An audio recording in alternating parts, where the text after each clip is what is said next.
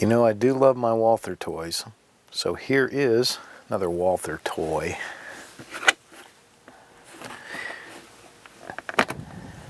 This is PPS. The Walther PPS, which stands for something, I'm sure. Police Pistol Small, probably. This is the small, very thin single stack 9mm, also available in 40. This one happens to be in 9mm. This is the very first look for me at it. This pistol's been around for a while. It's already got a very good reputation, and it's something that's been on my list of would be nice to haves, so now I haves it. So let's take a look at what comes in the box briefly. I'm going to flip up the top foam here, and we have, of course, our gun lock. We'll add that to the collection. We have NSSF literature, which is good. We have something from Walther for registration, warranty registration that is. And we have, of course, the owner's manual. So there is our paraphernalia. It does come with a nice little chamber flag. I do like that, because those are good to have around. This copy of the gun comes with 2 magazines, and it comes with the 7-round and the 8-round. There's also a 6-round, and the 6-round magazine would be a more flush mount fit, but the 7-round has got a little bit of an extension. The 8-round has even more of an extension. Makes the gun really tall. So with that, I mean, when you look at the specs, and I'll run through those in a minute, a lot of that, when it comes to height, obviously, it has a lot to do with which magazine you're talking about. But it is a single stack. It is a very thin gun. It's a fairly tall gun, though. It's got a relatively high bore axis, too, for a small gun like this. The other accessory that comes with it is this alternate backstrap. The backstrap that comes on the pistol is fairly straight. This alternate is more curved. Probably would add a little size to the grip, or at least certainly the feel, but it might actually be an improvement if you like that feel, and I'm not sure.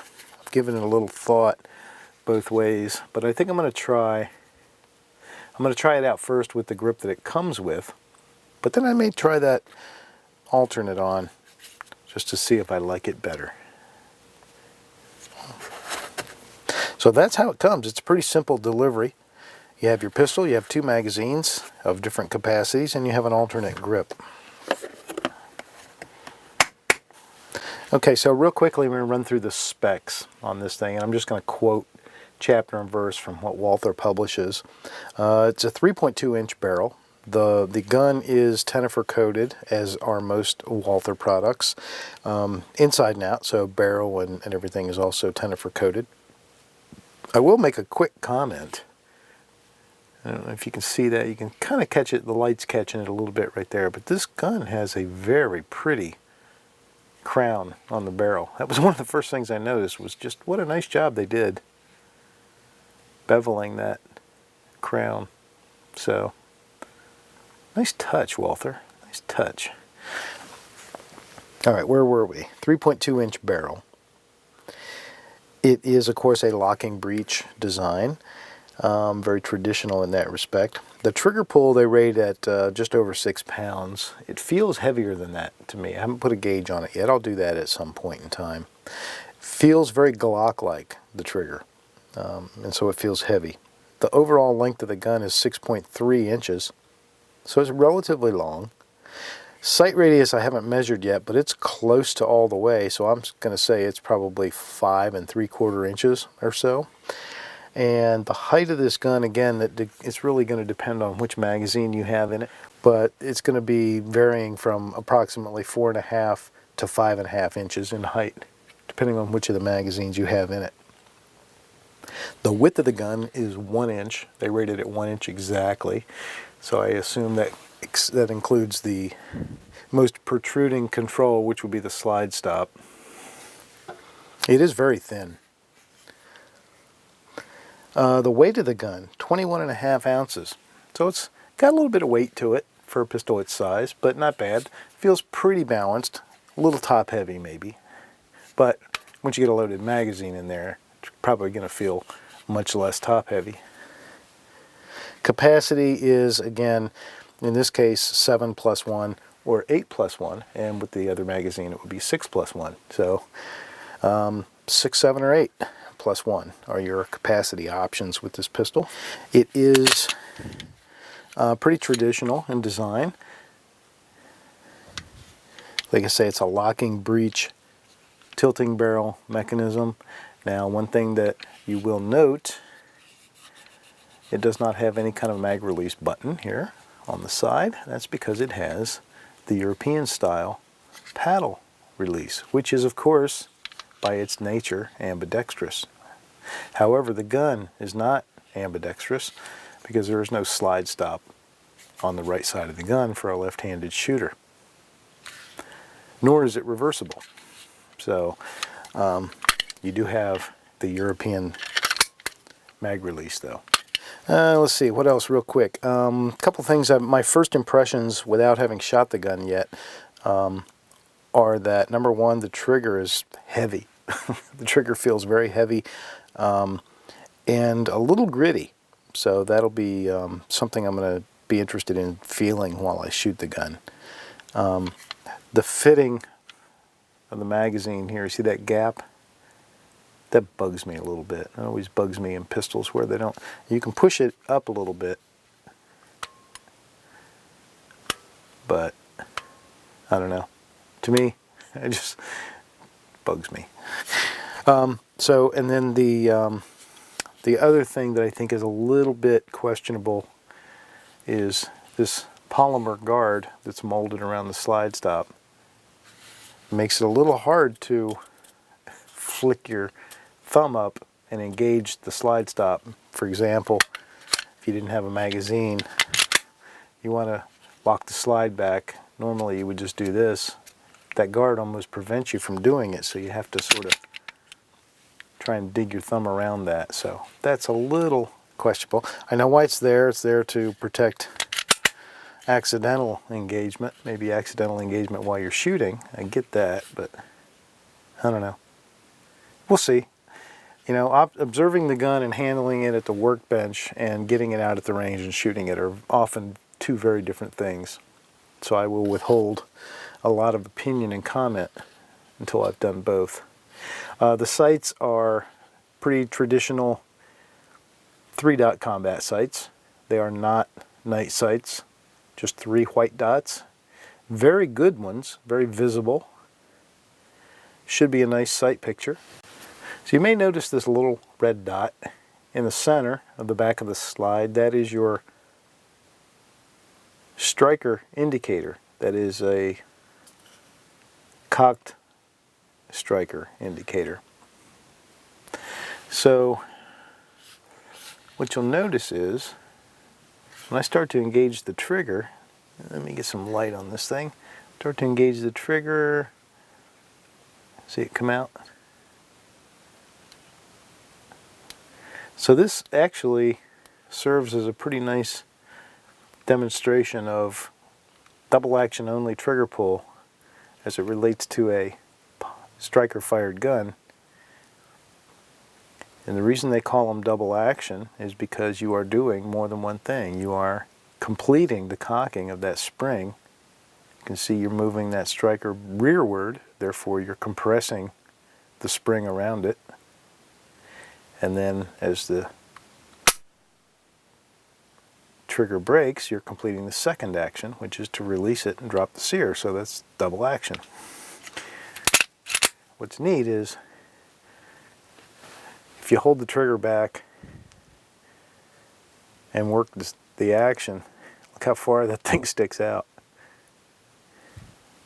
So then when you go back to your reset position, right there, you see that go in, and then it's going to come out just a hair as it breaks. So that's neat. It's kind of a, if I was going to explain to somebody how a striker fired gun worked and why they call them double action only, this is exactly the gun I would use, because that's a nice visual demonstration. Okay, one other quick note. One of the things I always do first when I get a small carry gun like this, especially a single stack, is I want to see how it holds up to the pocket carry test. This is my pocket carry holster. This is a DeSantis Nemesis.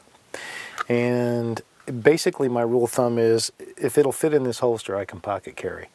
If it doesn't fit in this holster, I cannot pocket carry because I'm just not big enough. So if I got to get a bigger holster than this, it's too big for my pocket. Not quite. So this is not, for me, this is not a pocket carry option. This is going to be inside the waistband. No pocket carry for you. But it probably will be very good and very comfortable for inside the waistband because it is razor thin at exactly 1 inch. It is as thin as any and thinner than most. All right, so there's the Walther PPS 9mm. Let's get it out to the range. Get a first 100 through this thing.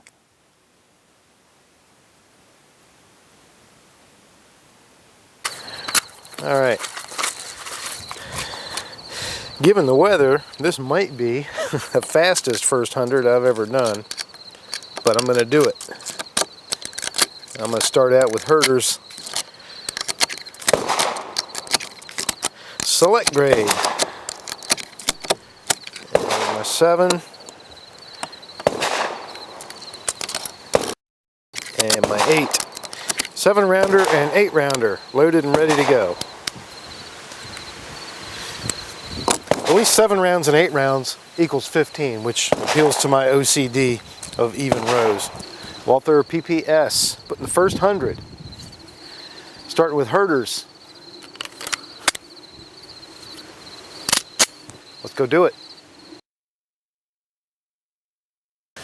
Walther PPS, first 100. Very first shots.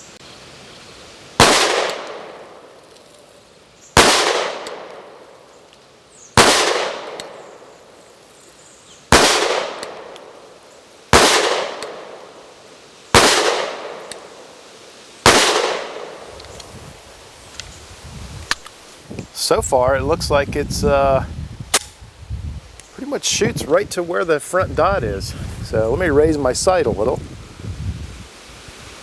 Put the front sight right on the target.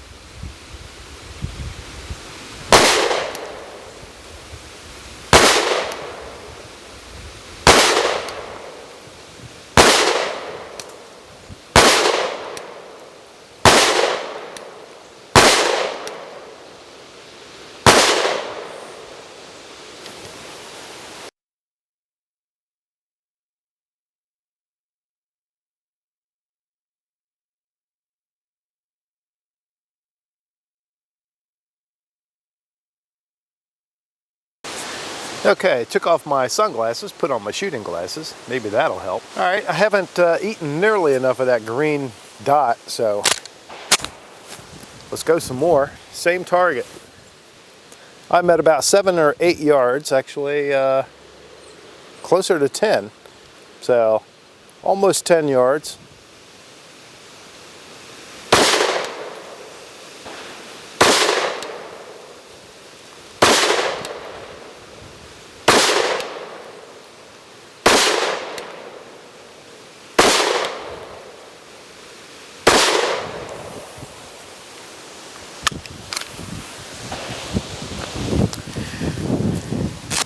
Gun shoots nice. Feels very good, very comfortable. It is thin, but it doesn't feel that thin when you're shooting it, if that makes sense. And the trigger, which I had noticed in dry fire as being heavy, doesn't feel bad. Feels a lot like a Glock trigger. It's got a nice crispness to it.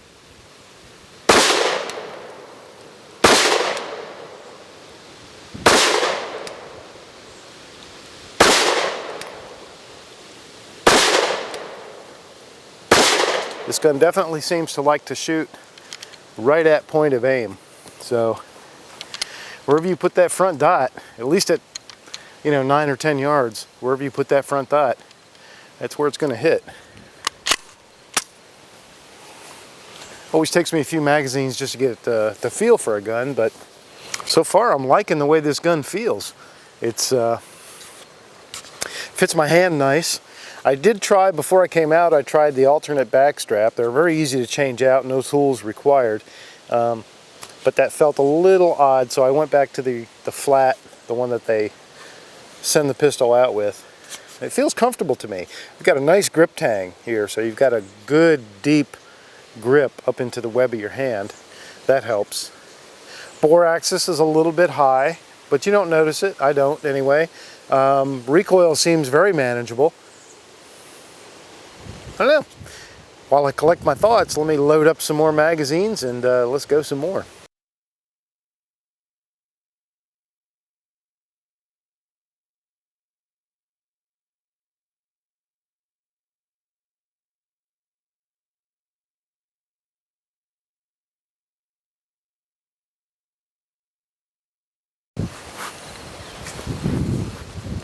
Oh, we still got some green dot left, so let's keep plugging away at it.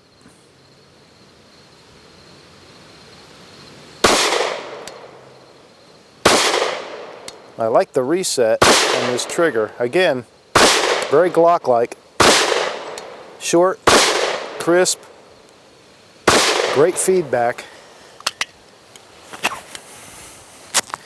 Euro-style magazine release works well.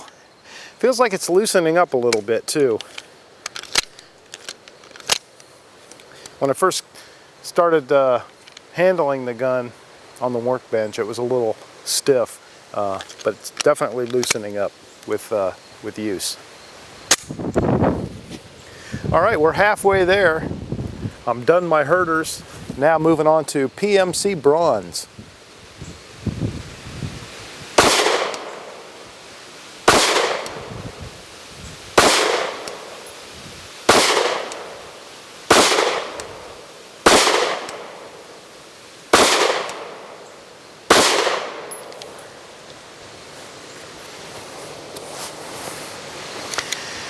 This is a nice little shooter. There's no doubt about it. It's I like the trigger. I like the trigger a lot.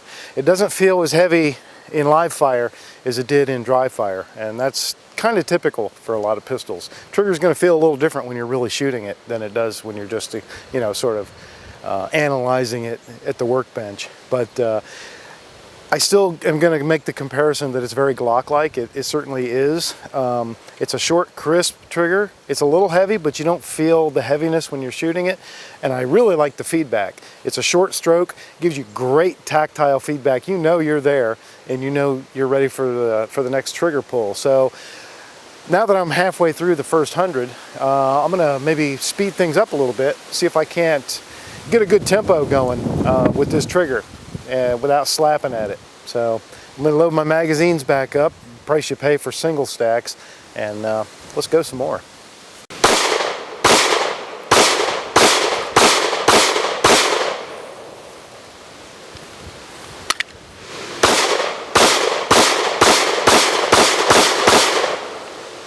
Nice trigger.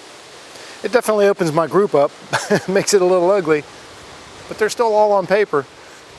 That felt good. Now let's see how the PPS feels with just one hand. First I'll go right hand, which is my strong hand. Then I'll go weak hand, which is my left hand.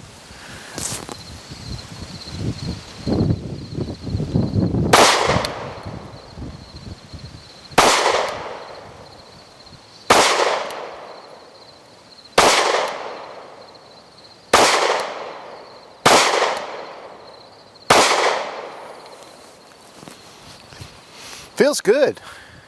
Recoil is very manageable in this gun. Now I'll go to my weak hand, which is always a little bit harder to manage.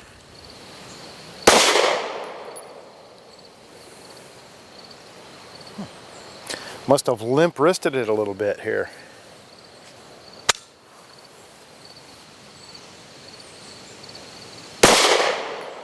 And again. All right, let me work on that.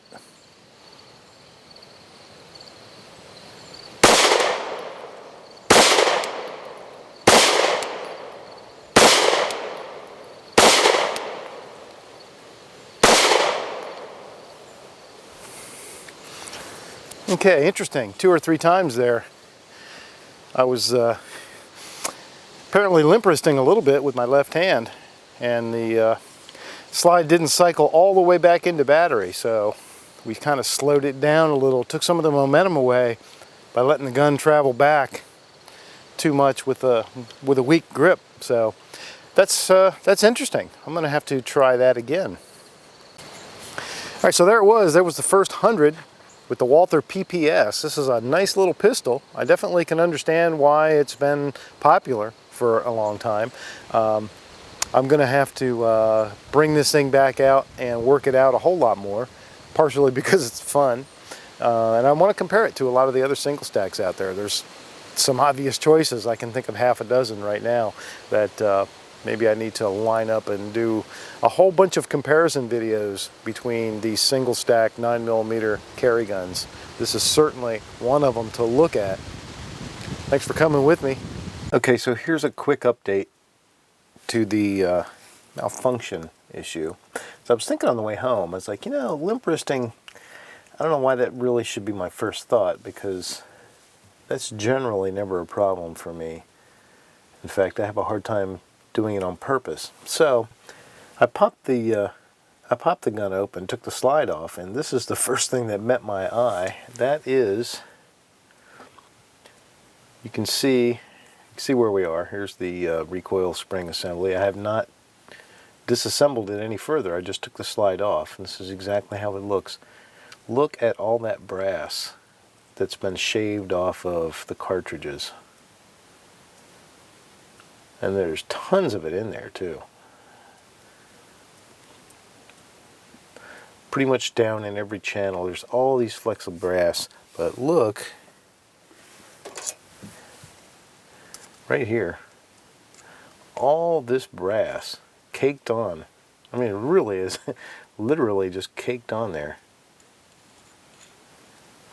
So in order for this much brass to be on here, that means there's an awful lot of abrasion going on as this thing is grabbing a new round.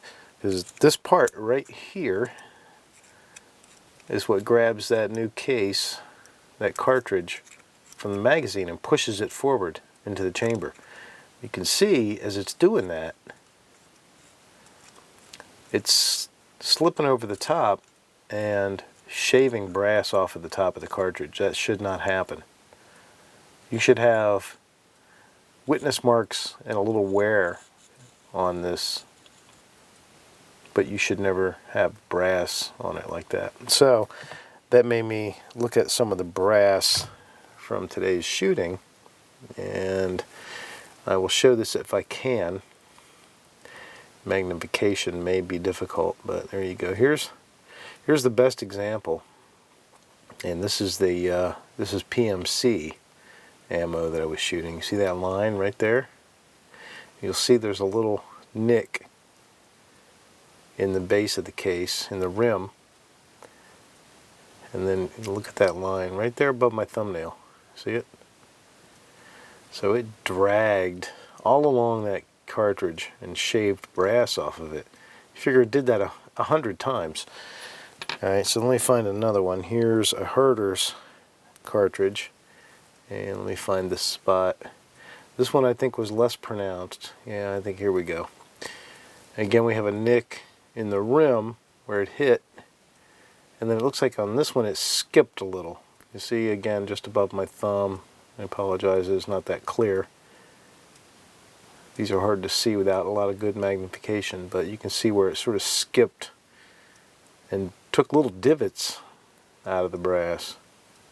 So there's something going on here, and I've looked at a number of these cases, empty cases, and there were quite a lot of them like that. So something going on here, and I don't know whether it's just related to the one magazine versus the other, or whether that was just purely coincidental. But definitely I need to explore that a little bit more. I might wind up having to talk to the folks at Walther. So stay tuned. I'll update you on that when I can.